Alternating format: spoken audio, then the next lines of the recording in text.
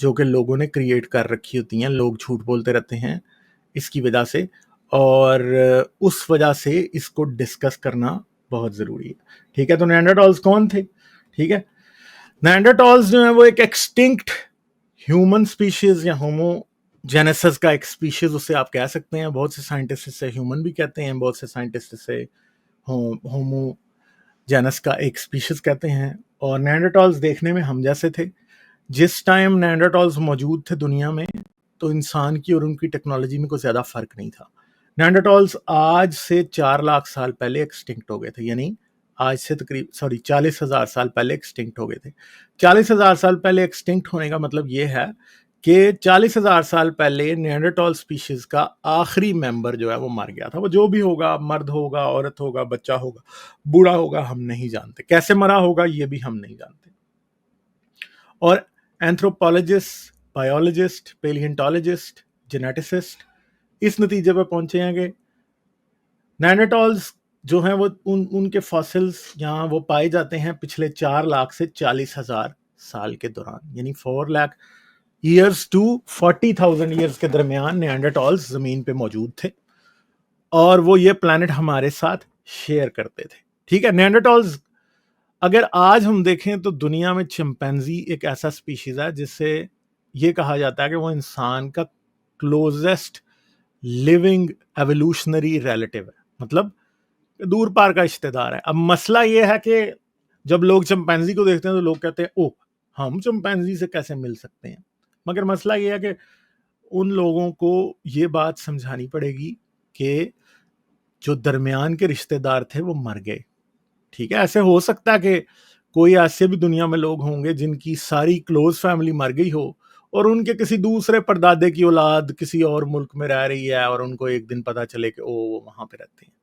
ठीक है, तो वो क्या ये समझेंगे कि जी उनका कोई रिश्तेदार जो दुनिया में ऐसे ही जादू से आ गए हैं? नहीं आएंगे ना। ये तो नहीं समझेंगे कि उनका जी एक दिन उनका जो रिलेटिव है, एक दिन उनका जो एंसेस्टर है वो पंजाब में आसमान से उतर आया था। ऐसे तो नहीं सोचेंगे ना। ठीक है, या वो दक्कन हैदराबाद में या चेन्नई में या कहीं कलकत्ता में या पता चले जी कहीं और जगह पे वो आसमान से तो नहीं उतर के आ गया था ना कहीं से तो आया था। मगर मसला यह क्योंकि उसके इमीडिएट रिलेटिव नहीं है मौजूद, तो वो ये समझे कि वो कोई खुदा ने आसमान से उतारा था या खुदा ने उसे ही क्रिएट किया था। तो ये जो बात है ये बेसिकली बचकाना बात है, क्योंकि आपका कोई रिलेटिव हो सकता है कि अभी भी किसी के सारे रिलेटिव जितने भी हैं वो इंडिया में, पाकिस्तान में मर गए हैं, और उसके रिलेटिव अफ्रीका में आज भी मौजूद है, मगर वो बहुत दूर पार के हैं, उसको पता भी नहीं है, वो उससे जैसे लगते भी नहीं है। वो समझ रहा है कि वो ये तो भाई अफ्रीकन है और इनके तो रंग मेरे से डिफरेंट है, तो मैं जी पता नहीं आसमान से आया हूँ, मुझे तो भगवान ने अपने मुंह से पैदा किया था, तो फलां से पैदा किया था, तो ये हो गया था, तो जी मैं तो फलां जगह से निकल के आया हूँ। तो ऐसा सोचना जो है ना वो चिंपैंजी की वजह से, असल में हम इसी सोच का, इस कॉग्निटिव जो एक डिफिकल्टी है ना उसका शिकार हो जाते हैं। हम कैसे मान लें कि भाई चिंपैंजी से हमारा कोई रिलेशनशिप हो सकता है, यानी वो हमारा दूर पार का कजन है, गोरिल्ला से हो सकता है हमारा। अब मसला यह है कि पहली बात तो यह है कि हम उस जगह रहते नहीं है जहां पे हमारे एंसेस्टर्स का ओरिजिन हुआ था। ठीक है, वो था अफ्रीका। सही है, हम रहते हैं आज दुनिया के और हिस्सों में। जो अफ्रीका में रहते हैं वो भी जारी बात है, इस बात को लाखों मिलियंस ऑफ ईयर साल पुरानी बात को कैसे याद रख सकते हैं। ठीक है, उनको भी याद नहीं है। तो क्या होता है कि हम इसलिए इस कॉग्निटिव डिसोनेंस का शिकार हो जाते हैं, हमें पता नहीं चलता। मगर आप इस निएंडरटॉल की एक साइंटिफिक रिकंस्ट्रक्शन है जो कि उसकी अपीयरेंस के बारे में बनाई गई है। ठीक है, तो निएंडरटॉल ऐसे दिखते थे, उनके नाक काफी चौड़े होते थे और उनकी आंखों के ऊपर की ब्राउ रिज जो है वो बहुत बड़ी होती थी। और आज जमीन पे हम अगर देखें तो इंसान का दिमाग जो है वो मैमल्स में बड़ा दिमाग माना जाता है, यानी बॉडी प्रोपोर्शन के हिसाब से। मगर निएंडरटॉल्स का दिमाग जो है वो हमसे भी बड़ा था। ठीक है, निएंडरटॉल का ब्रेन साइज जो था ना वो 1500 क्यूबिक सेंटीमीटर स्क्वायर था। ठीक है, मगर हमारा जो है वो 1300 से 1400 के दरमियान होता है, यानी निएंडरटॉल का दिमाग हमसे बड़ा था। मगर उनके दिमाग का स्ट्रक्चर और ऑर्गेनाइजेशन के बारे में, जो उनकी क्रेनियल यानी खोपड़ी के अंदर का जो हिस्सा होता है जिसे क्रेनियम कहा जाता है, उसकी स्टडी से जो पता लगा है वो यही है कि उनकी ऑर्गेनाइजेशन और स्ट्रक्चर में डिफरेंट था। ये शॉर्ट होते थे, काफी हैवी इनकी बिल्ड होती थी, जैसे स्टॉकी और मस्कुलर बिल्ड कहते हैं। ठीक है, और ये ठंडे इलाकों में रहने के लिए ये इवॉल्व हुए थे। ठीक है। फेशियल फीचर्स क्या थे? ब्राउ रिजेस, खासतौर पे चेहरे का, एक सेकेंड, चेहरे का ये वाला हिस्सा, ये जो आंखों के ऊपर हमारी भौं वाला हिस्सा होता है, ये हिस्सा काफी बाहर निकला होता था, इंसान का अंदर की तरफ होता है। इनका बहुत बड़ा था। नाक बहुत मतलब चौड़ी और खुली नाक होती थी, ठीक है, ताकि, क्योंकि जाहिर बात है जितना आपका नाक खुला होगा तो वो फिर जो ठंडी हवा आप ब्रीथ करेंगे वो आपको अंदर ले जाके वो इतनी ठंडी हवा आपके फेफड़ों तक नहीं पहुंच सकेगी, ठीक है। और जो उनकी थोड़ी होती थी वो अंदर की तरफ गई होती थी, और ये कोल्ड क्लाइमेट के लिए अडेप्ट हुए हुए थे। इनकी बॉडीज इस तरह की बनी थी। आज जो साइंटिस्ट बात करते हैं, सारी की सारी जो पेलियंटोलॉजिस्ट बात करते हैं, स्पेशली वो जो पुराने मरे हुए जानवरों और जानदारों के, एक्सटिंक्ट हुए जानदारों की एनाटॉमी के एक्सपर्ट होते हैं, उनके ढांचे, उनकी बॉडी के एक्सपर्ट होते हैं, उन्हें पेलियोंटोलॉजिस्ट कहा जाता है। वो क्या करते हैं, वो ये बताते हैं कि इनकी बिल्ड ऐसी है जिस तरह की आज ठंडे इलाकों में रहने वाले जानदारों की होती है, कि उनका जो बॉडी के जो पार्ट्स होते हैं ना, ऑर्गन्स, और वो इस तरह स्टॉकी से होते हैं, इस तरह के उसकी वजह से उनकी हीट कंजर्व रहती है। अब नेंडरटॉल्स के बारे में एक और बात भी है कि ये कहा जाता है कि ह्यूमन जो था वो लॉन्ग डिस्टेंस ट्रैवलर था, मगर क्योंकि ये बहुत ठंडे इलाकों में रहते थे इसलिए लॉन्ग डिस्टेंस ट्रैवलर नहीं थे। ये इतना ज्यादा माइग्रेट नहीं करते थे, ये अपने एक खास एरिया तक कन्फाइन रहते थे, ठीक है। तो इनकी एक्सटिंक्शन के बारे में एक ये बात भी कही जाती है कि वो ये नहीं कर सकते, इस वजह से हुई इनकी एक्सटिंक्शन। तो सबसे पहला जो नेंडरटॉल का फॉसिल था वो निएंडर वैली थी जर्मनी में, जहां पर डिस्कवर हुआ था। इसी वजह से इनका नाम निएंडरटॉल्स पड़ गया। अब निएंडरटॉल का मतलब है निएंडर वैली का आदमी, या the man from the Neander valley, ये कहा गया। फाउंड इन, और ये एक लाइमस्टोन क्वेरी में डसलडॉर्फ में मिला था। इस फॉसिल के अंदर स्कल कैप थी, ठीक है, और फ्रैगमेंट्स थे थाई बोन के, पेल्विस का रीजन था, ठीक है, यानी उसके जो खास तौर पे जो हमारा मतलब पेल्विस का रीजन वो होता है जो आपकी जो जो आपका रिप्रोडक्टिव ऑर्गन्स वाली जगह है सारी, जो एक पेल्विक बोन होती है वो है, ठीक है। और ये सारा कुछ मिला था, और वहां से ये बात शुरू हुई थी कि यार ये क्या है, ये हम जैसे तो हैं मगर हम नहीं हैं, ठीक है। तो इस डिस्कवरी से हुआ क्या था, इस वजह से पता चला था कि ये कोई, इस वजह से ये सोचना शुरू किया गया था कि ये कोई डिसीज्ड मॉडर्न ह्यूमन होगा या किसी बहुत पुराने इंसान की हाइट ढांचा है। मगर बाद में इसे होमो निएंडरटॉल के तौर पे इसे कैटेगराइज किया गया, और ये बात समझी गई कि ये इंसान नहीं है, ये इंसान का कोई क्लोज एवोल्यूशनरी कजन है जो कि किया गया, और इसे ह्यूमन एवोल्यूशन की अंडरस्टैंडिंग का एक की माइलस्टोन माना गया था, ठीक है।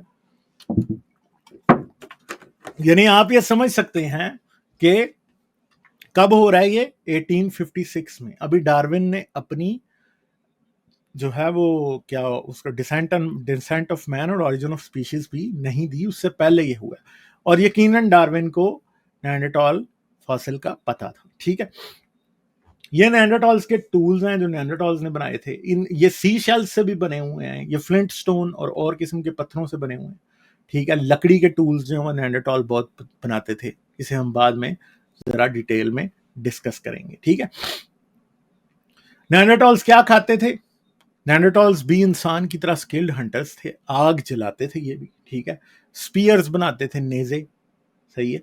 और इनके पास भी जो है वो बड़े बड़े जानदार शिकार करने की इनके पास एबिलिटी थी, जैसे कि आप देख सकते हैं यहाँ मैंने लिखा है, मेमथ हाथियों को ये शिकार करते थे। मेमथ हाथी जो है आज के हाथी से भी कई बड़ा होता था। बाइसन, यूरोपियन बाइसन जो है वो एक गाय जैसा, और यहाँ जिसको आप कहते हैं भैंस का क्लोजेस्ट रिलेटिव स्पीशीज, भैंस का तो नहीं है, वो डियर से रिलेटेड है बेसिकली, मगर वो भैंस जितना बड़ा होता है। और यूरोपियन बाइसन ये शिकार करते थे। वुली राइनोसॉरस ये करते थे, डियर और बहुत सा, जितना यूरोपियन मेगाफाना था आज से चंद लाख साल पहले, या आज से 40,000 या 1 लाख साल पहले, उस सब को नेंडरटॉल्स शिकार करते थे। अच्छे खासे बड़े ग्रुप्स में रहते थे, आग जलाते थे, घर बनाते थे, आर्ट भी ये बनाते थे। इनकी इनके अंदर कुछ हमें बैरियल के कस्टम्स का भी एविडेंस मिला है, और भी बहुत सी चीजें मिली हैं, ठीक है। और हंटिंग भी करते थे, स्कैवेंजिंग भी करते थे, ठीक है। फिर ये प्लांट बेस्ड फूड भी खाते थे, नट्स खाते थे, बेरीज, फ्रूट्स, सीड्स, और ये सारी की सारी चीजें ये खाते थे, ठीक है। और इनका जो डेंटल प्लाक एनालिसिस है उससे पता लगा है कि ये पकाए हुए पका के खाते थे, यानी पौधों को भी और गोश्त को भी, ठीक है। तो ये, और जो असल में सिर्फ गोश्त खाने से जो दांतों में प्लाक नहीं बनता, मगर प्लाक जो कि हमारे दांतों में बनता है आज, वो असल में प्लांट बेस्ड डाइट की वजह से बनता है, ठीक है। तो प्लाक भी पाया जाता था, मेजॉरिटी ऑफ प्लाक की वजह से, मतलब जो एनालिसिस उसका हुआ उसकी वजह से हम ये जानते हैं कि ये भी खाते थे। फिर ये इवन के सिर्फ यही नहीं है कि ये सिर्फ जमीन पे ही हंटिंग करते थे और गैदरिंग करते थे, नहीं, ये शेलफिश मछलियां भी खाते थे, ये सील्स को और डॉल्फिन्स को भी खाते थे, ठीक है। और हमें ये भी पता कि ये सीवीड और एल्गी, सीवीड जो होती है वो समंदर के बॉटम पे, यानी ये तैर के अंदर सांस रोक के अंदर जाके सीवीड भी निकाल के लाते थे, जैसे आज भी कुछ आइलैंड्स के ऊपर, पॉलिनेशियन आइलैंड्स के ऊपर ये काम किया जाता है इंसानों की तरफ से। एक्सटिंक्शंस की रीजंस पे बहुत ज्यादा डिबेट है। ये भी समझा जाता है कि इनकी एक्सटिंक्शन की सबसे बड़ी वजह शायद मॉडर्न होमोसेपियंस की का यूरोप पहुंचना है, जो कि डेफिनेटली आज से 40,000 साल पहले हो चुका था। कुछ लोग यूरोप पहुंच चुके थे। अब हम नहीं जानते कि कैसा कंपटीशन रहा होगा, क्या लड़ाई झगड़ा और एक दूसरे को मारने का चक्कर होगा। और हम ये जानते हैं कि इंसान जो है वो ज्यादा एडवांस टूल्स इनसे बना रहा था। ये ऐसा नहीं है कि ये एडवांस टूल्स नहीं बना रहे थे, ये भी बना रहे थे, मगर इंसान इनसे ज्यादा एडवांस टूल्स बना रहा था। दूसरी बात यह है कि क्लाइमेट चेंज भी एक बहुत बड़ी वजह हो सकती है, क्योंकि हम जानते हैं कि आज से तकरीबन 40,000 साल पहले यूरोप के बहुत से रीजन ऐसे थे जहां पे जो क्लाइमेट है वो आइस एज से बाहर आ रहा था। क्योंकि आज से 1 लाख साल पहले की अगर आप बात करेंगे तो यूरोप के अंदर क्या होगा, आपको आइस एज ही दिखाई देगी, हर तरफ आपको बर्फ दिखाई देगी। तो उस वक्त शायद इंसान इस काबिल नहीं था कि बहुत ज्यादा ठंडे इलाकों में जा सके, इस वजह से इंसान से इनका कंपटीशन नहीं हुआ। मगर आज से 40,000 साल पहले इंसान यूरोप में दाखिल हो चुका था, इंसान की टेक्नोलॉजी भी इंप्रूव कर चुकी थी, वो कपड़े वगैरह अच्छे बना लेता था लेदर के, और इस वजह से वो यूरोप में रह सकता था। फिर ऐसा भी हो सकता है कि कोई डिजीज भी हो सकती है। ऐसा हो सकता है कि मॉडर्न ह्यूमंस जब यूरोप पहुंचे तो मॉडर्न ह्यूमंस से इनकी कोई लड़ाई ना हो रही हो, मगर मॉडर्न ह्यूमंस के यूरोप पहुंचने की वजह से जो डिजीजेस अपने साथ मॉडर्न ह्यूमंस ले गए हों, उनकी वजह से निएंडरटॉल मर गए हों। ये बिल्कुल हो सकता है, क्योंकि हम ये जानते हैं कि जब यूरोपियंस, हमारी पुरानी दुनिया जिसे ओल्ड वर्ल्ड कहा जाता है, जो कि एशिया, अफ्रीका और यूरोप है, यहाँ से जब वो अमेरिका या दूसरे ऑस्ट्रेलिया या फिर कई और ऐसी आइलैंड नेशंस हैं जिनसे जब उनका फर्स्ट कांटेक्ट हुआ, तो वो तमाम बीमारियां जिनके खिलाफ आप और हम एक बड़े अच्छे तरीके से क्या बना चुके थे, इम्यूनिटी डेवलप कर चुके थे, वो सब बीमारियों ने, यूरोपियंस की लाई हुई ने अमेरिकन को और ऑस्ट्रेलियंस को मारा और लोग बहुत ज्यादा मरे। ऐसा गो के उन पर जुल्म भी कर रहे थे यूरोपियंस, मगर दूसरी तरफ ये भी हुआ कि जब फर्स्ट कांटेक्ट की वजह से जो बीमारियां आई, उनका बहुत बड़ा रोल था। और मेरे ख्याल में, मुझसे अगर पूछा जाए तो सबसे बड़ा रोल शायद ये बीमारियों का ही रहा हो, क्योंकि हम ये जानते हैं कि इवन के ह्यूमंस इटसेल्फ, हम खुद ह्यूमंस आर सेल्फ, ये हो चुका है कि हम भी जो कॉमन कोल्ड वाला फ्लू है उससे एक बार बड़े बुरे तरीके से एक्सटिंक्शन के करीब पहुंच गए थे। फिर अगर आप कोविड को देखें तो कोविड भी इसी वजह से आया कि फिर कई बीमारियां आ जाती हैं ऐसी, और जितना ज्यादा एवोल्यूशनरी गैप होगा उतना मुश्किल होगा ऐसी बीमारियों को रेजिस्ट करना। अब अगर हम बात करें कि यूरोपियंस जो पहुंचे अमेरिका, हमारा तकरीबन 15 से 16,000 साल का डिफरेंस है, क्योंकि जो अमेरिकन थे वो तकरीबन शायद यूरोपियंस से उनका डिफरेंस जो होगा वो 25-30,000 साल का होगा। मगर मसला ये है कि नेंडरटॉल से जो हमारा डिफरेंस था वो तकरीबन 3 से 4 साल की डिफरेंशियल एवोल्यूशन थी, कि वो एक और तरफ जा रहे थे और हम किसी और तरफ एवोल्यूशनरी तौर पे जा रहे थे। तो ऐसा हो सकता है कि जो बीमारियां हमें डेवलप हुई जब हम उन्हें लेकर यूरोप पहुंचे, तो वो हमारी बीमारियां जो है सर्वाइव नहीं कर सके। हो सकता है हमें भी लगी हों, हमारे यूरोपियंस को भी लगी हों, मगर एक बात हम जानते हैं कि ज्यादा इफेक्ट वो दूसरी साइड हुई थी। ठीक है, तो आगे हम चलते हैं। अब नेंडरटॉल्स कहाँ रहते थे, ये बेसिकली मैप है, अगर आप देखें तो ये आपको ग्रेट ब्रिटेन इधर नजर आ रहा है, ये आपको आज का यहाँ पे साइनाई पेनिनसुला, ये इसराइल का इलाका है, ये आपका आइबेरियन पेनिनसुला है, सॉरी ये स्पेन वाला, ये आपको इटली यहाँ पे नजर आ रहा है। और ये यहाँ पे टर्की है जी, सॉरी यहाँ पे टर्की है। फिर ये आप देख सकते हैं कि यहाँ पे से ये जो है यूरोप शुरू हो जाता है, सॉरी ईस्टर्न यूरोप शुरू हो जाता है, और ये आपका ऑल द वे रशिया। आप ये देख सकते हैं कि ये यहाँ पे हमारा अफगानिस्तान है और ये हमारा ईरान का एरिया है। तो नेंडरटॉल्स इस सारी रेंज के अंदर पाए जाते थे। और ह्यूमंस जो थे वो यहाँ अफ्रीका से, यहाँ से इन्होंने यहाँ बाबल मंदीब क्रॉस करके ये यहाँ पे यूरोप में आए थे और यूरोप से फिर ये इस तरह गए। तो जब ये इधर गए तो डेफिनेटली नेंडरटॉल्स की रेंज के अंदर इन्होंने इंक्लूड किया, तो डेफिनेटली कंपटीशन नेंडरटॉल्स को फेस हुआ, जिसमें कॉम्बिनेशन ऑफ फैक्टर्स हो सकता है कि बीमारियों की वजह से भी मरे, डायरेक्ट कंपटीशन की वजह से भी मरे, और भी मसले हो सकते हैं जिनकी वजह से, क्लाइमेट चेंज की वजह से भी नेंडरटॉल्स खत्म हुए हो सकते हैं। ठीक है जी। इंटरब्रीडिंग भी इंसानों ने और नेंडरटॉल्स ने आपस में की, जिसके आसार हमें मिलते हैं, पर हम ये नहीं जानते कि ये कैसे रहा होगा और किस तरह नहीं रहा होगा। ठीक है। आज नॉन अफ्रीकन के अंदर 1 से लेकर 4% जो जीनोम है उसका पोर्शन नेंडरटॉल्स से आता है। तो हमारे एंसेस्टर्स में नेंडरटॉल्स भी शामिल रहे, जो जीन फ्लो इंटरब्रीडिंग की वजह से हुआ नेंडरटॉल्स से ह्यूमंस की तरफ। हम ये नहीं जानते। पहले ये सोचा जाता था कि नेंडरटॉल्स शायद दुनिया काफी बेवकूफ से थे, उनमें को अकल समझ नहीं थी, मगर आहिस्ता आहिस्ता ये बात अच्छे तरीके से समझ आ गई कि नेंडरटॉल्स तो बड़े इंटेलिजेंट थे। ठीक है। और ये इंटेलिजेंस जो है इसके सबूत हमें बड़े अच्छे तरीके से मिलते हैं, और ये बात है। तो अब आपको मैं ये बताता हूं कि अब हम जरा आज की बात की मेजर पोर्शन की तरफ जाएंगे। तो 2010 में क्या हुआ था कि ह्यूमन जीनोम प्रोजेक्ट तो उससे पहले हुआ था। 2010 में नेंडरटॉल्स का भी जीनोम जो था वो सीक्वेंस किया गया था और इसे पब्लिश किया गया था। ठीक है। तो तब से नेंडरटॉल जीनोम प्रोजेक्ट की फाइंडिंग्स जो हैं वो लोगों को पता है, और बात आज इससे बहुत आगे आ चुकी है, जहां पे आज आपको मैं बताने लगा हूं। तो ये ड्राफ्ट सीक्वेंस ऑफ नेंडरटॉल जो है वो सीक्वेंस जीनोम जो है वो रिलीज किया गया था, और इससे इस पेपर के अंदर क्या बातें थी उनको आज हम डिस्कस करने जा रहे हैं। ठीक है। तो नेंडरटॉल्स जो थे वो इंसान के क्लोजेस्ट एवोल्यूशनरी रिलेटिव थे, जो कि आज से 30,000 से 40,000 साल पहले क्या हो गए थे, एक्सटिंक्ट हो गए थे। और ये ड्राफ्ट सीक्वेंस किया गया था, यानी नेंडरटॉल्स की मिली हुई बोन्स से जो निकाला गया था डीएनए, उसका एनालिसिस किया गया था। ठीक है। और 4 बिलियन न्यूक्लियोटाइड्स जो उसमें से मिले थे उनका किया गया था ये जो जिसको हम कहते हैं उसका एनालिसिस किया गया था। एक सेकंड, इसको हम बंद कर देते हैं। अच्छा जी। तो comparison of the Neanderthal genome to genomes of 5 present day humans from different parts of the world identify a number of genome regions, यानी इन नेंडरटॉल के जीनोम का कंपैरिजन किया गया था उस 5 इंसानों के जीनोम से जिन्हें दुनिया के डिफरेंट पार्ट से लिया गया था, आज के इंसानों के। ठीक है।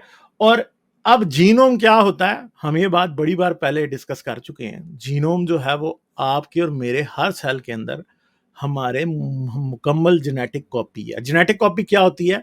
जेनेटिक कॉपी वो होती है जिसे लाइफ पढ़ के या उसके इंसान की कॉपी बनाता है। ठीक है। और यही जीनोम इवॉल्व होता है जिससे जानदार एक नया जानदार बन जाता है। इसी जीनोम के अंदर एरर्स आते हैं जिनसे लोगों को कैंसर हो जाता है। इसी जीनोम के अंदर पैदा होने वाली डिफरेंट म्यूटेशंस की वजह से जानदारों में चेंज आती है, और यही जीनोम बड़ी बड़ी बीमारियों के लिए भी रिस्पॉन्सिबल होता है। लोगों की सुपर स्ट्रेंथ या एबिलिटीज के लिए भी यही जीनोम में डिफरेंट पैदा होने वाली चेंजेस रिस्पॉन्सिबल होती हैं। ठीक है जी। तो अब क्या है कि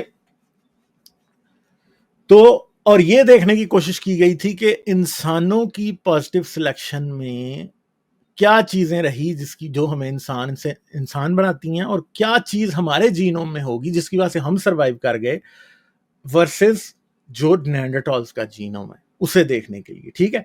तो जीन्स जो इन्वॉल्व थे मेटाबॉलिज्म में, यानी कि हाजमा और खाना पीना, और मेटाबॉलिज्म का मतलब सिर्फ हाजमा नहीं है। मेटाबॉलिज्म का मतलब है कि कैसे हम एनर्जी का यूज करते हैं और पैदा कैसे करते हैं अपनी बॉडी के अंदर। तो ये मेटाबॉलिज्म का मतलब होता है। तो हमारा मेटाबॉलिज्म उनसे डिफरेंट कैसे है? दूसरी बात है कि हमारी कॉग्निटिव और स्केलेटल डेवलपमेंट, यानी कॉग्निटिव का मतलब है कि हमारा दिमाग कैसे इवॉल्व हुआ, और दूसरी कि हमारा ढांचा जो उनसे डिफरेंट है, हमारी हड्डियों का स्ट्रक्चर, वो कैसे इवॉल्व हुआ। ठीक है, तो we show that Neanderthals shared more genetic variants with present day humans in Eurasia than the present day humans in sub Saharan Africa.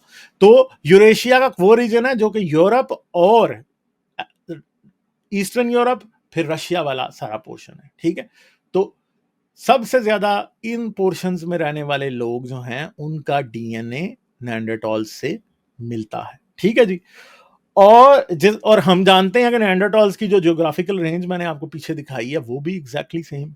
ठीक है, वो एग्जैक्टली सेम है क्योंकि यही वो रीजन था जिसके अंदर असल में नेएंडरटॉल्स रहते थे। तो इसका मतलब है कि वहां पे हमारी और नेएंडरटॉल्स की इंटरब्रीडिंग हुई होगी।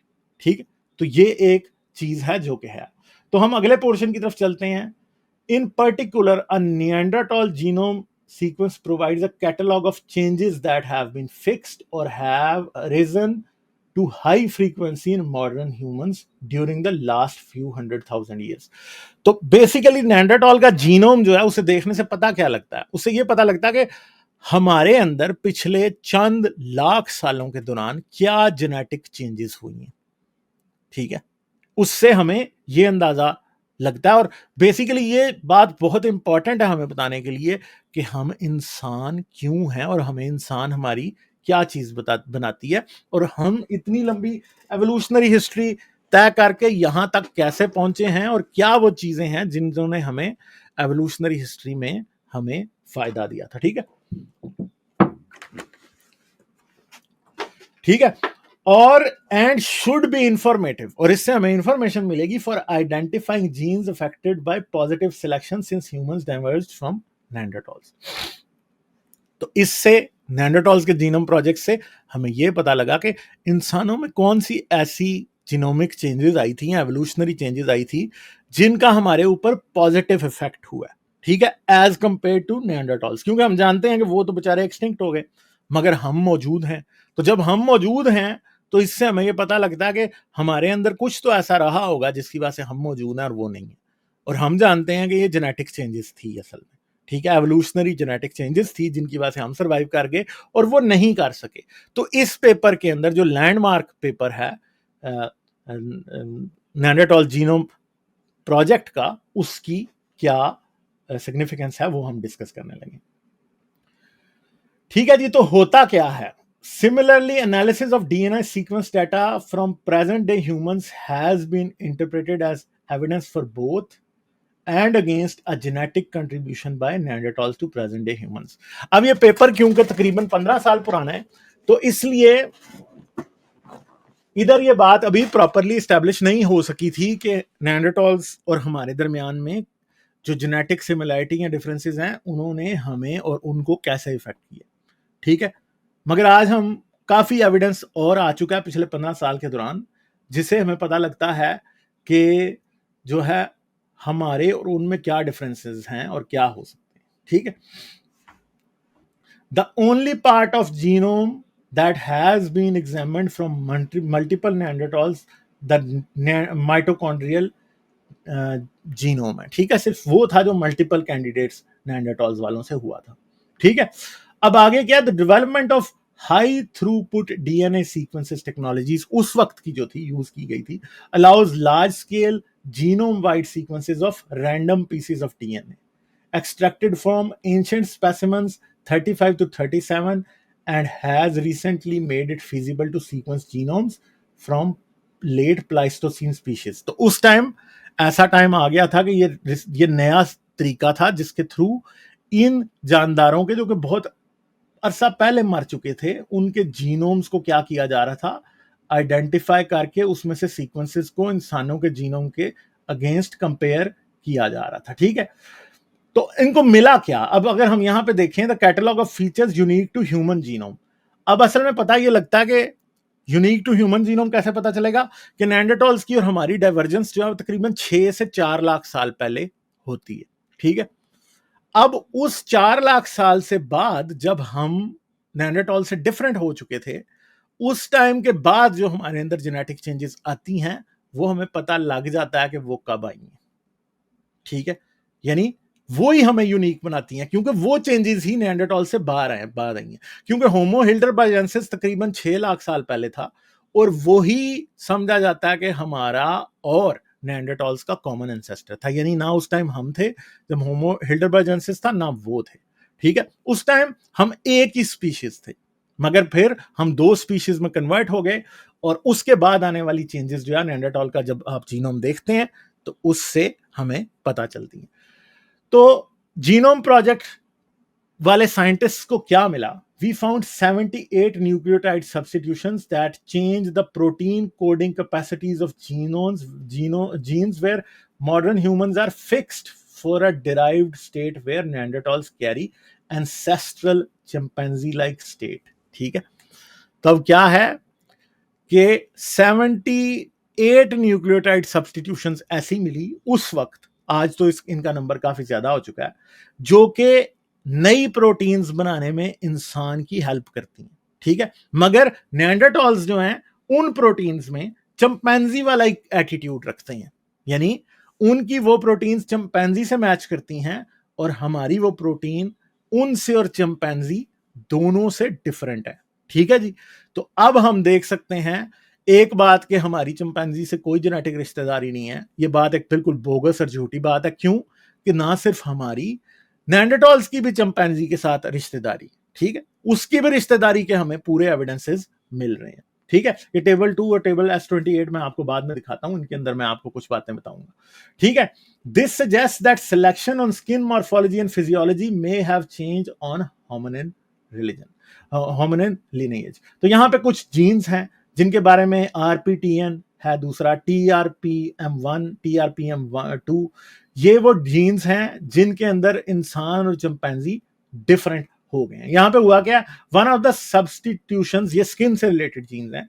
RPTN creates a stop codon that causes human protein to contain 784 rather than 892 amino acids। तो हमारी एक प्रोटीन जिसे RPTN कहा जाता है, जो कि स्किन और हमारी मॉर्फोलॉजी को डिफरेंट बनाती है, वो निएंडरटॉल्स में और चिंपैंजी दोनों में 892 अमीनो एसिड्स की होती है। मगर हमारे पास क्या हुआ है कि वो सिर्फ 784 कोडॉन्स तक क्या करती है, वो करती है इनकोडिंग। इस वजह से हमारी स्किन और उनकी स्किन में फर्क है, ठीक है। Although the short codon in gene TRPM1 that is present in Neanderthals and chimpanzees has been lost in some present day humans। तो ये जो दूसरी है, जो कि है ये बेसिकली ये TRPM1, ये इंसानों में है, मगर कुछ इंसानों में ये आज नहीं है, ठीक है। और ये क्या करती है? मेलास्टेटिन प्रोड्यूस करती है, an iron channel important for maintaining melanocyte pigmentation in the skin. तो skin pigmentation, dark skin pigmentation के लिए जो रिस्पॉन्सिबल जीन है TRPM1, वो निएंडरटॉल और चिंपैंजी दोनों में पाया जाता था, मगर इंसानों में कईयों में नहीं पाया जाता, ठीक है जी। तो ये हमें, यानी आप देखें कि कितनी डिफरेंट बातें हैं कि जीन्स के डिफरेंट होने से स्किन की कलरेशन डिफरेंट हो रही है, ठीक है।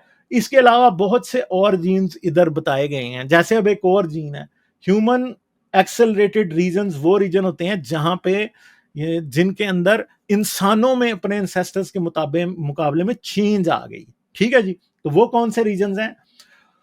ठीक है, are defined as regions of genomes that are conserved throughout vertebrate evolution but that change radically since humans and chimpanzees split from common ancestor। तो ये human accelerated regions हैं, ठीक है जी। We examined 2613 human accelerated regions, ठीक है जी, and obtained reliable Neanderthal sequence from 3259 human specific changes in HARs। तो क्या हुआ कि उन्होंने देखा कि इन रीजन्स के अंदर 3259 ह्यूमन स्पेसिफिक चेंजेस हैं। यानी वो ह्यूमन एक्सेलरेटेड रीजन्स जो हैं, कहा किनको जा रहा है? जो कि चिंपैंजी और इंसान में डिफरेंट है। इसका मतलब है कि वो चिंपैंजी और निएंडरटॉल में भी डिफरेंट होंगे, मगर हमें यह नजर आ रहा है कि उन 2613 में से 3000 में 3,259 ऐसी जगह हैं जहां पे इंसान और नेanderthal भी आपस में डिफरेंट है। ठीक है जी। तो द नेanderthals carry the derived state of 91.4 of these. अब ये जो सारी टोटल चेंज है चिंपैंजी और इंसान के दरमियान, इनमें से नेanderthals के अंदर 91.4% सिमिलर है। ठीक है, significantly more than for other humans, specifically substitutions, and indels 87.9. These changes in human accelerated regions tend to predate the split between Neanderthals and modern humans. तो वो जो चेंजेस हैं सारी की सारी वो इंसान और नेanderthal की उससे पहले हुई हैं, यानी इंसान और नेanderthal की स्प्लिट के बीच में बहुत कम चेंजेस हुई हैं। अब जैसे हम ये जानते हैं कि चिंपैंजी और इंसान की जो जेनेटिक स्प्लिट है वो तो आज से 8 मिलियन साल पहले हुई है, तकरीबन 80 लाख साल पहले।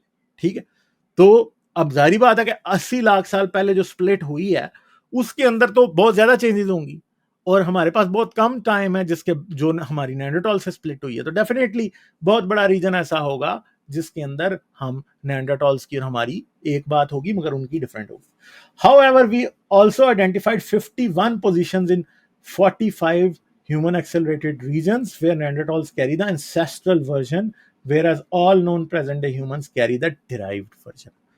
तो मसला ये है कि फिर ऐसी भी कुछ हैं जिनके अंदर नेanderthals के अंदर तो पुराने वाला चिंपैंजी वाला पाया जाता है, एंसेस्ट्रल वर्जन पाया जाता है, टोटली एंसेस्ट्रल वर्जन, मगर इंसानों के अंदर जो है डिराइव्ड वर्जन पाया जाता है। ठीक है, यानी इंसान इन जगहों पे बिल्कुल यूनिक है। फिर अब जारी बात है हर जीनोम के अंदर सेगमेंट्स ऐसे होते हैं जो कि डुप्लीकेट हो जाते हैं। डुप्लीकेट होने का क्या मतलब है कि एक जीन है उसकी कॉपी बन के किसी और जगह चली जाएगी, एक जीन है जिसकी कॉपी उसके पोर्शन की कॉपी बन के जीनोम में किसी और जगह इंसर्ट हो जाएगी, कोई रेट्रोवायरस आ जाएगा, कुछ आ जाएगा। पिछली स्ट्रीम देखना बहुत जरूरी है, जिसने नहीं देखी वो जरूर जाके देखे। अगर आपको समझ नहीं आ रही तो अगर आप पिछली में जाएंगे तो आपको जाके पता चल जाएगा।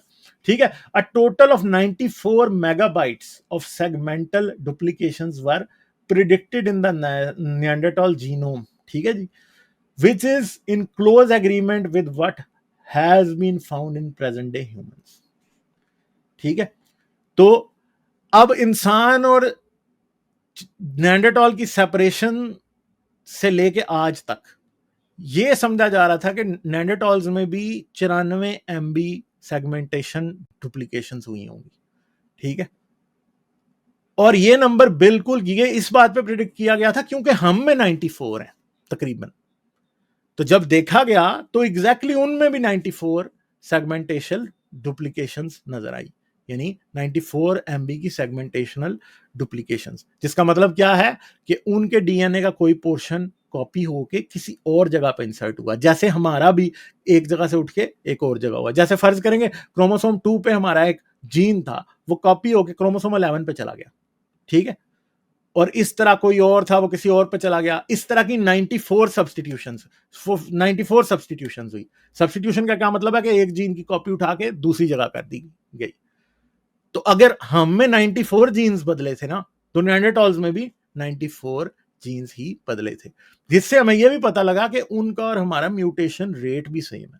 ठीक है, और डिफरेंट ये भी याद रखें कि एवोल्यूशन में यह भी चीज होती है कि जो क्लोजली रिलेटेड एनिमल्स होते हैं ना, उनका तकरीबन म्यूटेशन का रेट सेम होता है। जितना जितना आप डाइवर्ट करते जाते हैं उतना फिर आपका म्यूटेशन का जो रेट है ना वो भी बदलता जाता है, और डिफरेंट जानदारों में म्यूटेशन के रेट्स डिफरेंट होते हैं। ठीक है, फिर क्या हुआ, we identified 111 potentially Neanderthal specific segmentational duplications. तो इन्होंने क्या देखा, सेगमेंटल डुप्लीकेशंस, तो इन्होंने क्या देखा कि जी 111 ऐसी थी जो कि बिल्कुल सिर्फ निएंडरथाल्स में हुई थी। ठीक है, ये बात याद रखिएगा, ये 94 सब्स्टिट्यूशंस का मैंने आपको एग्जांपल दिया था सिर्फ, असल में ये 94 MB की है।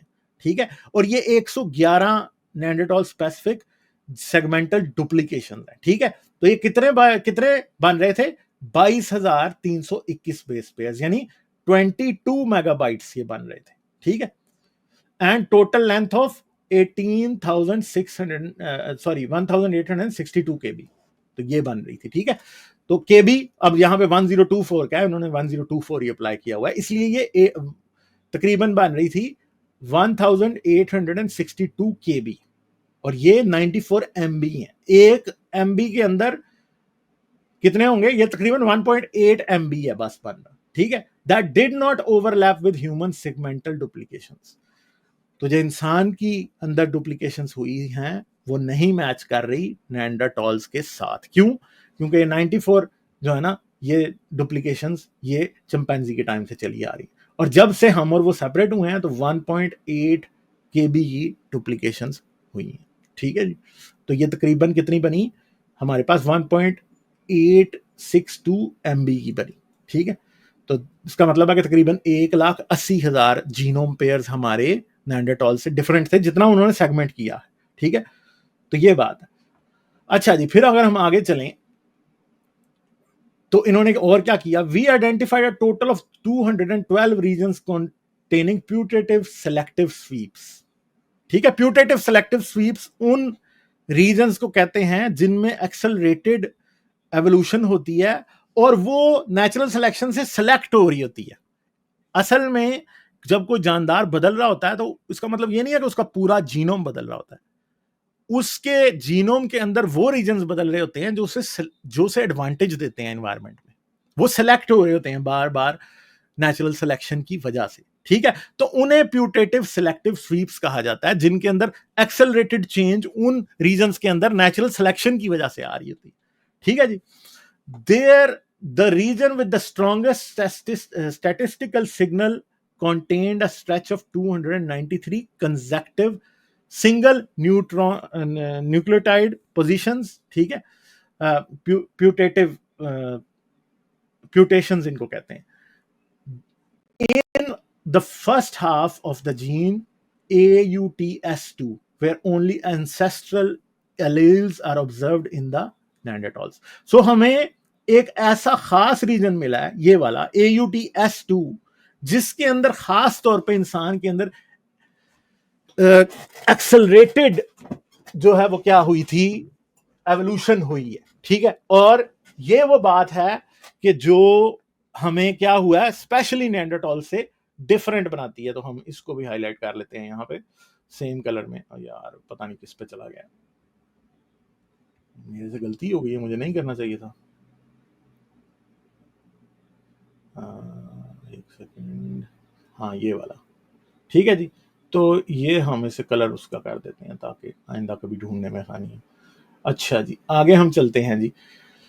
अच्छा, अब क्या होता है आगे? The widest region is located on chromosome 2 and contains the gene THADA, where a region of 336 kilobytes is depleted of derived alleles in Neanderthals, ठीक है। तो यानी एक जो Neanderthals के अंदर जीन्स हैं वो एक क्रोमोसोम 2 के ऊपर एक ऐसा रीजन है जहां पे 336 किलोबाइट हमारा डिफरेंट है Neanderthal से, ठीक है। यानी है ही नहीं है वो वहां पे।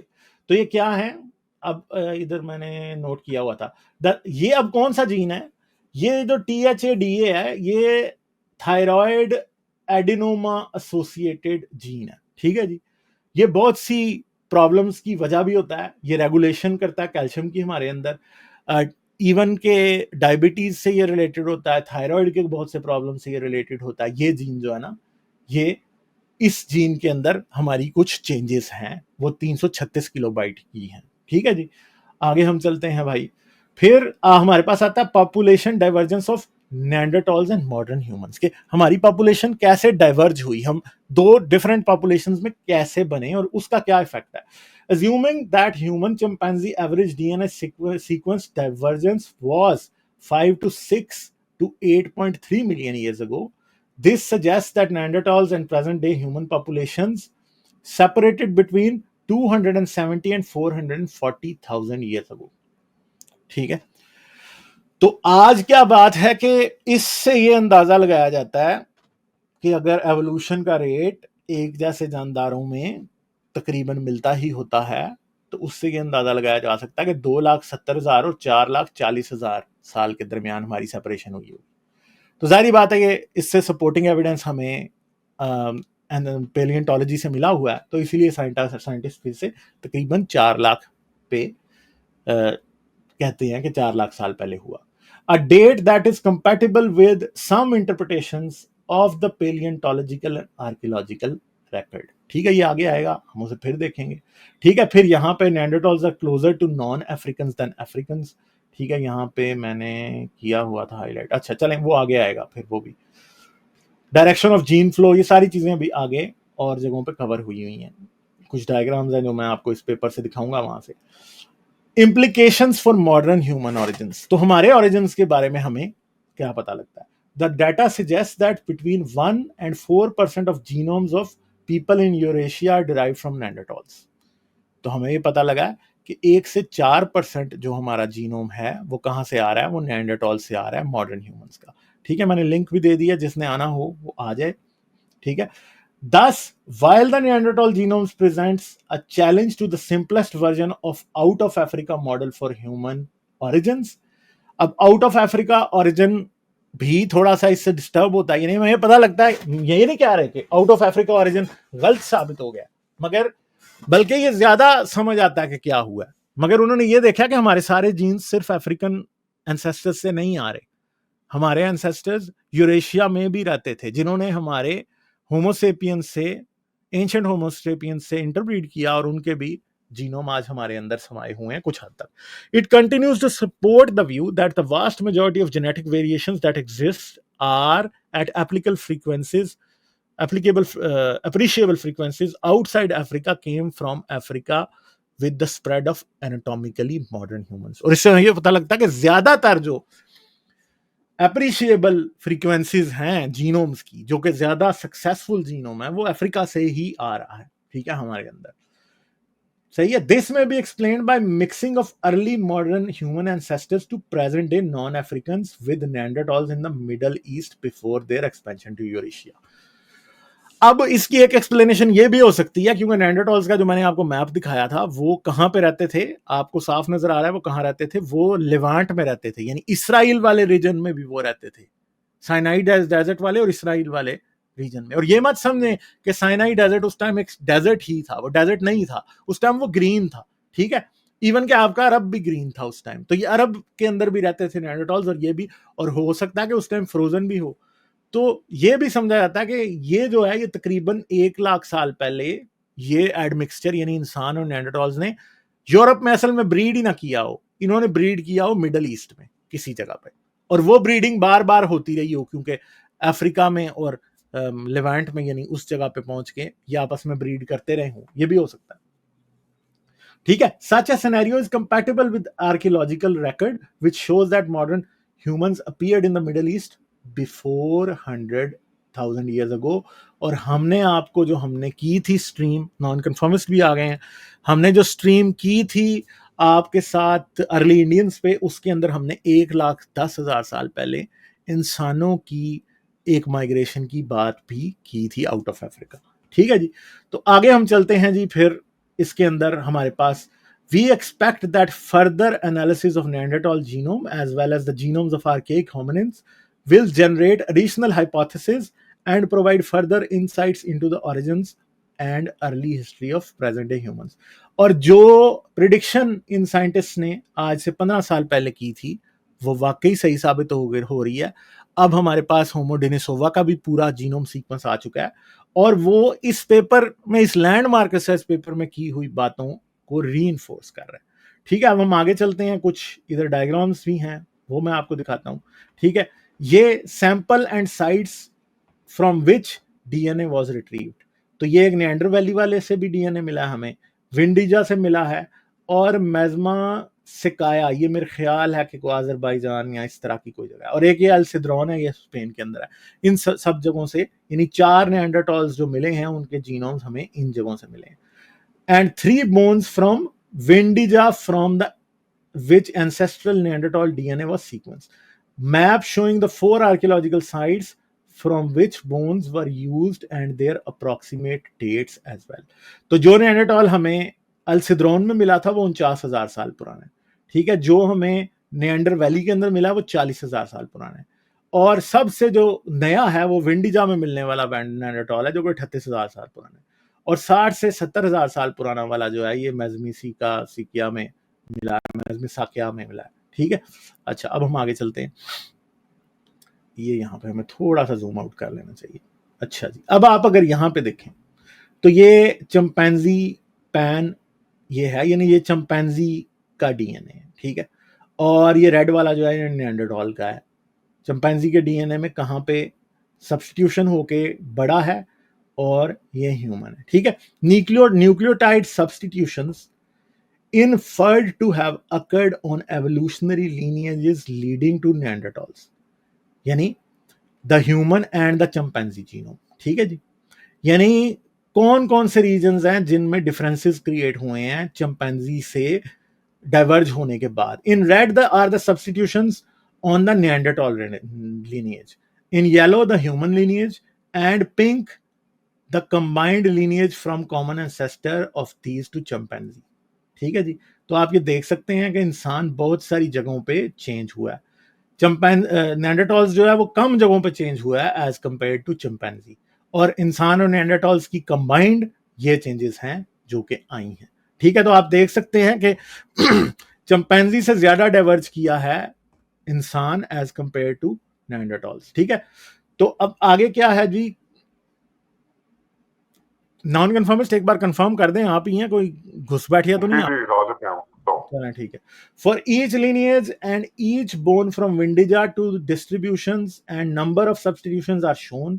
The excess of C to T and G to A substitutions are due to diminution of cytosine residues in Neanderthal DNA.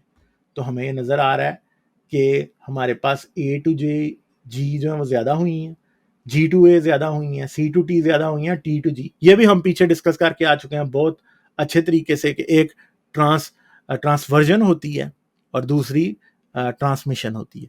तो ट्रांसमिशन हमें ज्यादा आ रही है नजर, ट्रांसवर्जन जो है वो हमें कम आ रही है, ठीक है जी। तो ये चेंजेस हुई हैं, ठीक है। Differences of Neanderthal and human genomes, distribution of divergence from the human genome reference sequence among segments of 100 kb are shown for 3 Neanderthals and 5 present day humans. तो कितना डिफरेंट हो रहे हैं हम निएंडरटॉल से। सबसे ज्यादा सान है जो कि सान अफ्रीका में रहने वाले लोग हैं, ठीक है। फिर ये योरुबान है, ठीक है। ये कितने हैं भाई, योरुबान में निएंडरटॉल स्पेसिफिक कितनी है। फ्रेंच लोगों में देखें आप, निएंडरटॉल स्पेसिफिक चेंजेस ज्यादा हैं, ठीक है। और सान जो है, सान सबसे ज्यादा है। योरुबान ये येलो वाले जो है ना, मेरे ख्याल है ये और हैं अफ्रीकन जिनके अंदर कम है। अच्छा, अगर हम आगे चलें तो ये हमारी डाइवर्जेंस का चार्ट आ जाता है पूरे का पूरा, ठीक है। इसके अंदर क्या सेलेक्टिव स्वीप स्क्रीन के इंसानों में सिलेक्शन की वजह से क्या चेंजेस आई हैं और वो कैसी हैं, ठीक है। Schematic illustrations of rational of, एक सेकंड यहाँ पे हम थोड़ा सा इसको जूम इन करते हैं और कोशिश करते हैं कि हमें जरा अच्छे तरीके से इनको समझने में थोड़ी मदद मिले।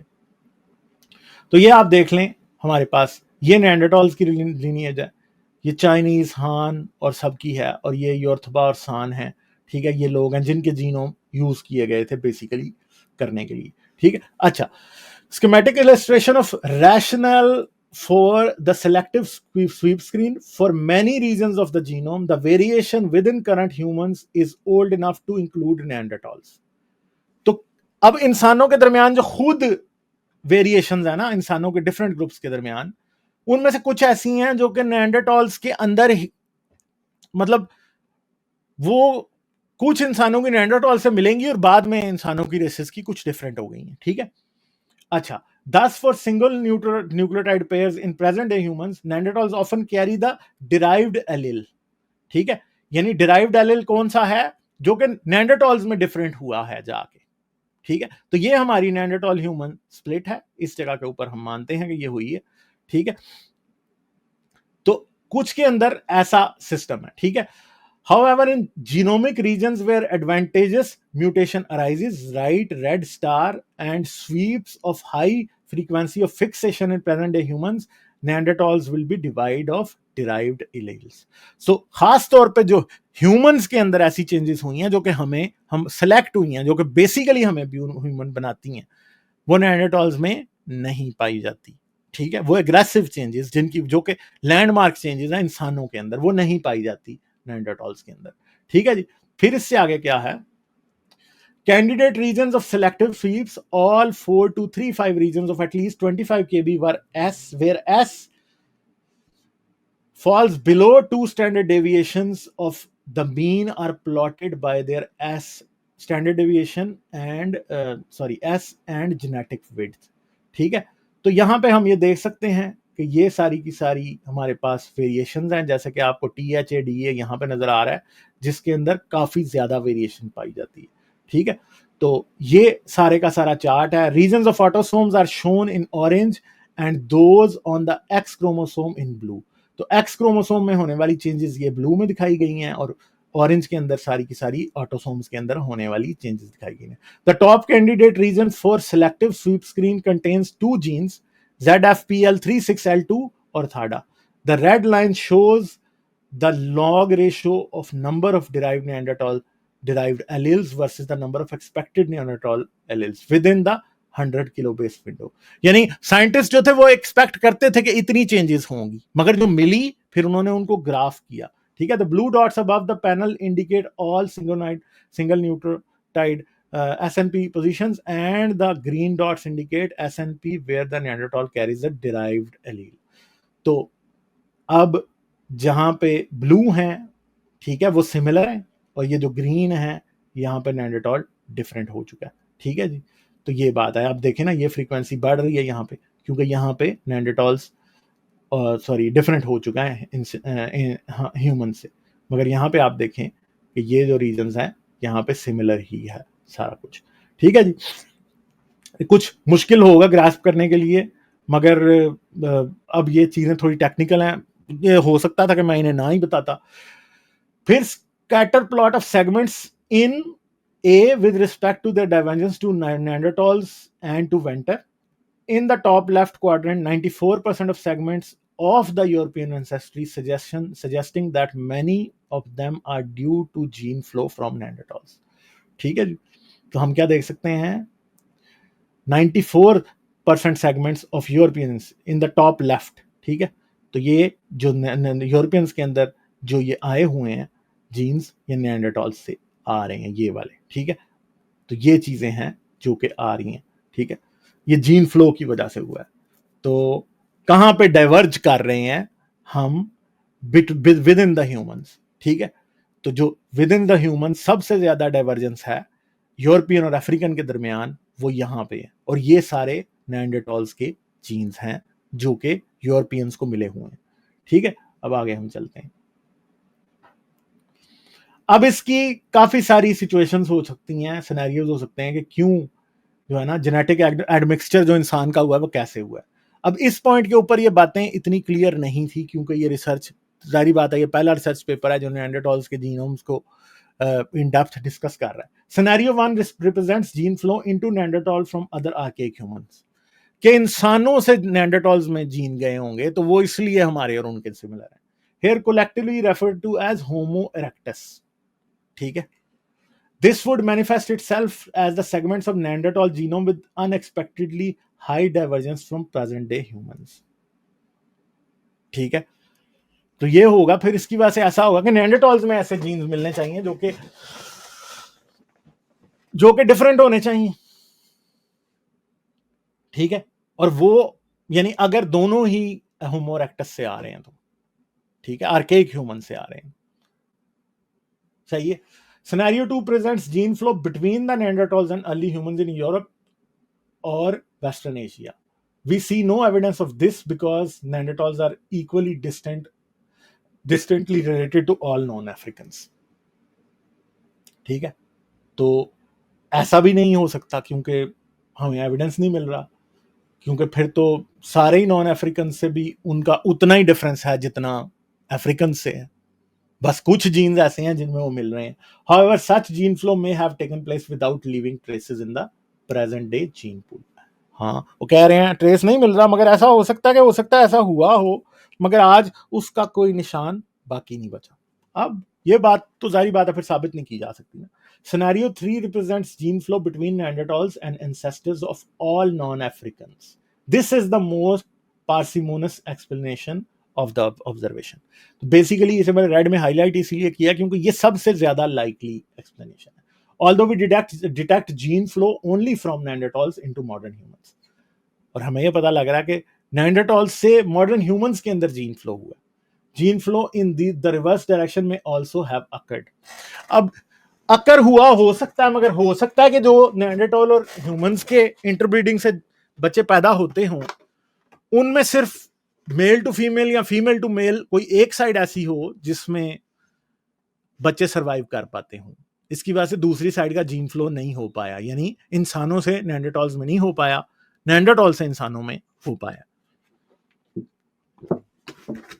और उसकी एक और दूसरी रीजन भी हो सकती है, बड़ी सिंपल सी, कि मॉडर्न ह्यूमन से जो नेएंडरथॉल्स की तरफ जीन फ्लो हुआ, ठीक है, वो बच्चों के पास शायद इतना सर्वाइवल का ना होता हो ज्यादा, ठीक है. और दूसरी बात यह है कि किसी रीजन की वजह से वो खत्म हो गए, हम नहीं जानते, ठीक है. Scenario 4 represents old structure in Africa that persisted from the origin of Neanderthals until the ancestors of non Africans left Africa. This scenario is also compatible with the current DNA. यानी ऐसा भी हो सकता है कि कोई एक पॉपुलेशन अफ्रीका में ऐसी हो जो कि ये कैरी कर रही हो, ठीक है, और वो बाद में इंटरब्रीडिंग वो इंसानों से हमेशा ही करती रही हो, इस वजह से वो हमें नेएंडरथॉल स्पेसिफिक जीन्स लग रहे हैं. मगर जाहिर बात है सिनेरियो 3 जो है वो सबसे ज्यादा लाइकली है, और टाइम गुजरने के साथ साथ उसका एविडेंस जो है वो मजीद बढ़ चुका है, ठीक है. फिर यहाँ पे कुछ एक दो चीजें और मैंने की थी. कैंडिडेट सेलेक्टिव स्वीप रीजन्स, ये इंसानों के अंदर हैं, देखें आप, अच्छे खासे हैं ये, ठीक है. इससे पीछे था कुछ, इससे पीछे था या नहीं था, एक मिनट, इससे आगे है. टॉप 20 कैंडिडेट स्वीप रीजन्स कौन से हैं, ये वाले हैं, ठीक है. और फिर Neanderthals are more closely related to present day non Africans than to Africans, जैसा कि पहले भी हम डिस्कस करके आ चुके हैं. For each pair in modern humans H1 and H2 that we examined were reported DH1, H2 Neanderthal or chimpanzee.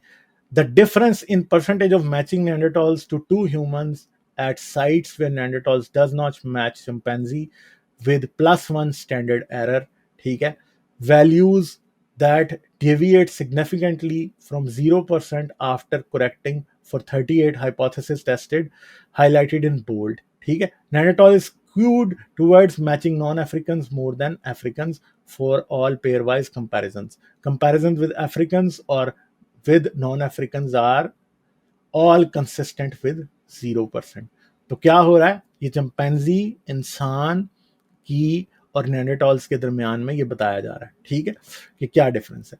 तो नेएंडरथॉल्स के जो वो जीन्स जो कि चिंपैंजी से भी मैच होते हैं और दो साइड से जो मिलने वाले हैं वो इंसानों से भी मैच होते हैं, उनके अंदर क्या डिफरेंस है ये इन्होंने यहाँ पे लिखा हुआ है. African to non African, African to African में जारी बात है कि कोई चेंज नहीं है इंसानों में, ठीक है. अफ्रीकन टू नॉन अफ्रीकन देखें आप कितना ज्यादा चेंज है. यानी ऐसा हो रहा है कि ये कंपेयर किया जा रहा है कि अफ्रीका वाले नेएंडरथॉल से कितने मिलते हैं और नॉन अफ्रीका वाले कितने मिलते हैं और अफ्रीका वाले कितने मिलते हैं. तो हमें ये नजर आ रहा है कि अफ्रीकन और नॉन अफ्रीकन की जो चेंज है वो ज्यादा है इन नेएंडरथॉल्स और ह्यूमन, ठीक है.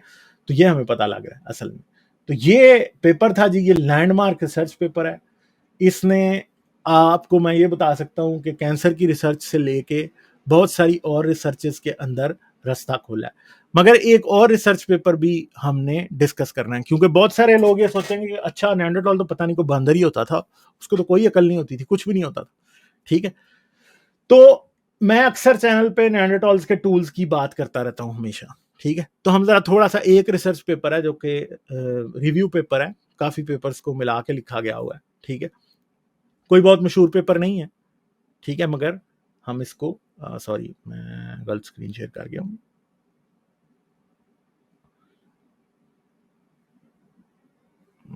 ये वाली, अच्छा जी. तो नेएंडरथॉल्स की टेक्नोलॉजी कितनी कॉम्प्लेक्स थी, इससे हमें ये पता लगेगा कि नेएंडरथॉल्स कितने इंटेलिजेंट थे. तो ये पेपर है, इसको हम जल्दी से रिव्यू कर लेंगे, ज्यादा देर नहीं लगाएंगे इसके ऊपर. A detailed operational sequence for chain operate, अब मुझे नहीं ये पढ़ना आता, was reconstructed by Hilde 11, who identified multiple necessary or likely steps in acquiring the raw material and shaping the artifact, including pre-production steps required to make the stone tools for working the wood. अब नेएंडरटॉल्स would working करते थे। Would working क्या, लकड़ी के tools बनाते थे, और लकड़ी के टूल्स बनाने के लिए पहले ये जरूरी है कि पत्थर के टूल्स बनाए जाएं, क्योंकि फिर ही आप लकड़ी को शेप कर सकते हैं, ठीक है। और नेएंडरटॉल्स ना सिर्फ लकड़ी के टूल्स बनाते थे, बल्कि ऐसे टूल्स, ऐसी लकड़ी भी बनाते थे जिसको वो अपने पास रख लेते थे और बाद में उसको लकड़ी का टूल बनाने के लिए इस्तेमाल करते थे, ठीक है। Together the discovery and analysis of the wooden artefacts from these two locations represent a major contributions to Neanderthal technology. तो इससे पता लगता है कि हमें नेएंडरटॉल्स की टेक्नोलॉजी क्या थी, ये दो लोकेशन से टूल मिले थे, ठीक है। अब अगर हम आगे चलें तो यहां पे हमें आएगा, they expand the set of raw materials used by the Neanderthals and underscore the selective use of high quality wood, analogous to selective use of high quality stone। तो ना सिर्फ वो सिलेक्टिव, यानी ना वो चुनते थे कि ये अच्छी क्वालिटी की वुड है और अच्छी क्वालिटी का पत्थर है, वो ये काम देखते थे, उन्हें अच्छे तरीके से पता था कि ये पत्थर अच्छी क्वालिटी का है और ये लकड़ी अच्छी क्वालिटी की है, इसका अच्छा टूल बनेगा, और फलां जो है वो अच्छी का नहीं है, उसका टूल वो नहीं बनाते थे, ठीक है। अब ये शोनिंगन से स्पीयर्स मिले, पगैटी से स्पीयर्स मिले, ठीक है। Digging sticks required application of several types of stone tools, ठीक है। तो ये स्टिक्स वहां से मिली थी जिनको बनाने के लिए मुख्तलिफ किस्म के स्टोन टूल्स बनाना लाजमी था, applied at different points during the sequence. तो वो जो लकड़ी बनाते थे, उस लकड़ी को बनाने के लिए, लकड़ी के टूल्स बनाने के लिए पहले वो एक पत्थर से उस लकड़ी को शेप कर रहे होते थे, फिर एक पॉइंट पे जब वो पहुंचते थे आई एम सॉरी, वो दूसरा पत्थर का टूल यूज करना शुरू कर देते थे, यानी एक सीक्वेंस में वो टूल यूज करते थे। जैसे आप लकड़ी काटने के लिए तो कुल्हाड़ा यूज करेंगे, मगर बाद में उसको प्लेन करने के लिए आप रंधा यूज कर रहे होते हैं, आप और चीजें यूज कर रहे होते हैं, ठीक है। तो वो यानी किसी तरखान के पास या किसी कारपेंटर के पास एक टूल तो नहीं होता। तो इससे पता लगता है कि इनके रेpertoire में या इनके टूल सेट के अंदर, टूल बॉक्स में इस तरह के काफी सारे टूल्स होते थे, ठीक है। और उससे ये पता लगता है कि एक बड़ा लंबा चौड़ा प्रोडक्शन प्रोसेस ये लगाते थे, ठीक है। Specially important is the technological application of fire, और इवन के वो फायर को, यानी आग को एक एप्लीकेशन उसकी जबरदस्त तरीके से करते थे, ठीक है। पहले ये नहीं थी कंफर्म, मगर आज ये कंफर्म है। In a Neanderthal context as part of algorithm of wooden digging sticks. तो वो क्या करते थे, जो डिगिंग स्टिक्स बना रहे थे उनके अंदर वो लकड़ी को जला के भी प्रोसेस करने का उनका प्रोसेस करने का स्टेप था, ठीक है। Since the 20th century it has been understood that the Neanderthals as well as some of their relatives were creating stone blanks of specified size and shape through a multi-stage process of core preparation and flake or blade production known as leva lois, ठीक है। तो ये क्या करते थे कि पहले ये रॉ वुड को प्रिपेयर करते थे और उस वुड से बाद में टूल्स बनाते थे। Many of the blanks were then subject to edge retouching in accordance with the additional production steps. तो क्या करते थे ये पहले लकड़ी को तैयार करते थे और बाद में फिर उसका एज बनाते थे, पॉइंटी हो सकता है वो, जैसे लकड़ी खोदने वाली लकड़ी ये बना रहे थे, ठीक है। तो वो बनाते थे। The discovery that some blanks were attached to wooden handles और shafts with binding agent to render hafted और कंपोजिट आर्टिफैक्ट्स। तो फिर ये भी होता था, जो वो ब्लैंक्स बनाते थे, चाहे वो पत्थर की होती थी चाहे वो लकड़ी की होती थी, किसी बाइंडिंग एजेंट से, यानी जोड़ने वाले चीज से वो उनको आपस में जोड़ लेते थे। और ये कब हो रहा था? as early as 500,000 years is a more recent development, ठीक है। 5 लाख साल पहले वो ऐसे टूल्स बना रहे थे, ठीक है, बनाए जा रहे थे। Neanderthals made both stone tipped wooden spears and hafted cutting or scraping tools, ठीक है। तो स्टोन टिप्ड वुडन स्पीयर्स, यानी एक स्पीयर बनाएंगे, उसकी जो टिप होगी वो पत्थर की होगी। तो जाहिर बात है वो जितने बड़े जानदारों को हंट कर रहे थे, मेमथ जैसे, राइनोसोरस जैसे और बहुत सारे और, तो उनके लिए उनको अच्छे स्पीयर्स चाहिए थे। तो जाहिर बात है वुड टिप्ड स्पीयर से तो मेरे ख्याल है कोई मेमथ को नहीं मार सकता, वो पक्की बात है कि वो उसको स्टोन टिप से ही मारेंगे, ठीक है। और फिर कटिंग और स्क्रैपिंग टूल्स वो होते थे जिनसे खाल को बॉडी से लैदा किया जाता है। And they attempted the variety of adhesives, और फिर चिपकने वाले उनके पास सब्सटेंसेस भी थे। यानी आप ये देख सकते हैं कि कैसी उनके पास ऐसी केमिस्ट्री भी थी, यानी हम वो तो नहीं कहेंगे उनको प्रॉपर केमिस्ट्री की अंडरस्टैंडिंग थी, यानी जैसे आज से 10-12 हजार साल पहले इंसान को होगी गोंद बनाने की, वैसी उनको भी थी। ठीक है, which flashes out the complexity of Neanderthal technology by documenting the presence of at least 2 additional classes of artifacts, each comprising at least 3 components. तो क्या था कि उनके पास कई क्लास के आर्टिफैक्ट्स थे, यानी 3 किस्म के तो उन्होंने यहां पे आइडेंटिफाई कर दिए। By this measure of complexity, the Neanderthals were making food-getting artifacts more complex than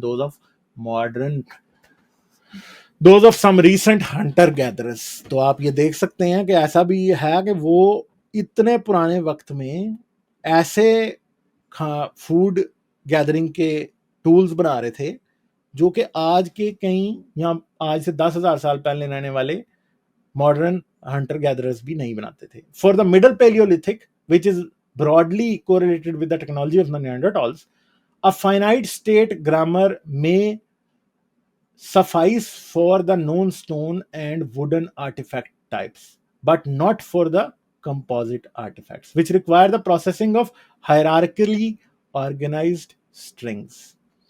अब मसला ये है कि इनके टूल्स की कॉम्प्लेक्सिटी से साइंसदान इस बात का भी अंदाजा लगा लेते हैं कि ये इनकी लैंग्वेज कितनी कॉम्प्लेक्स थी। ठीक है, क्योंकि जाहिर बात है कि हर टूल के लिए कोई नाम भी तो होगा ना, उसके बगैर तो नहीं चल सकते ये काम।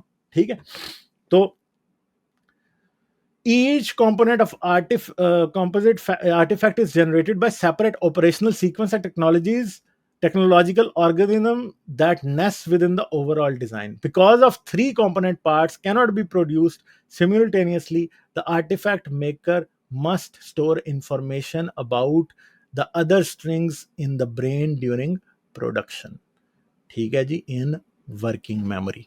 तो इससे हमें पता लगता है कि जो लोग समझते थे ओ ये तो बड़ी मतलब बड़े बेवकूफ होंगे, नहीं, बहुत इंटेलिजेंट थे। ना इंसान से दिमाग उनका बड़ा था, बल्कि साइंटिस्ट इन बातों से इनकी टेक्नोलॉजी का भी अंदाजा लगा लेते हैं। ठीक है जी, तो ये एक और रिसर्च पेपर था जो कि मैंने आपको दिखाया है, और ये चीज़ें मैं आपको बता रहा हूँ इसलिए क्योंकि मैं चाहता हूँ कि हम लोग अच्छे तरीके से इस बात को समझें कि एवोल्यूशन एक सच्चाई है। अभी आज मैंने नेanderthals पे किया, हिल्डर हम उस पर भी करेंगे, डेनिसोवंस पे भी करेंगे,